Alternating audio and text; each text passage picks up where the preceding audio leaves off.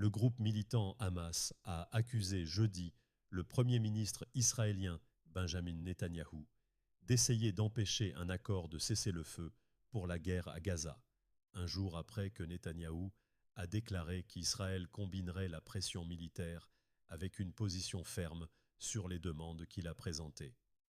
La déclaration du Hamas indique que les négociations pour la nouvelle proposition de cessez-le-feu, présentée en juillet par les États-Unis, sont inutiles. Nous mettons en garde contre le fait de tomber dans les pièges et les ruses de Netanyahou, qui utilise les négociations pour prolonger l'agression contre notre peuple, a déclaré le Hamas, qui est considéré comme une organisation terroriste par les États-Unis, la Grande-Bretagne et l'Union européenne.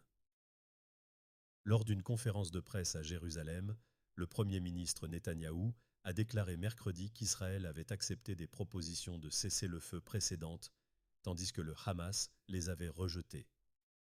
Le Premier ministre Netanyahou a réitéré sa position, selon laquelle Israël doit continuer à contrôler le corridor de Philadelphie, une bande terrestre de 14 kilomètres le long de la zone frontalière entre l'Égypte et Gaza. En ce qui concerne Gaza, il y a 3 objectifs de la guerre. Le premier objectif était de détruire les capacités militaires et gouvernementales du Hamas. Le deuxième était de libérer nos otages, et le troisième était de s'assurer que Gaza ne représenterait plus jamais une menace pour Israël, a-t-il déclaré. Et ces 3 objectifs sont atteints grâce au contrôle d'Israël sur le corridor de Philadelphie. À Washington, un haut responsable de l'administration du président Biden a déclaré aux journalistes mercredi que les négociations pour le cessez-le-feu se poursuivent et que l'accord est presque finalisé, à l'exception de 2 points restants.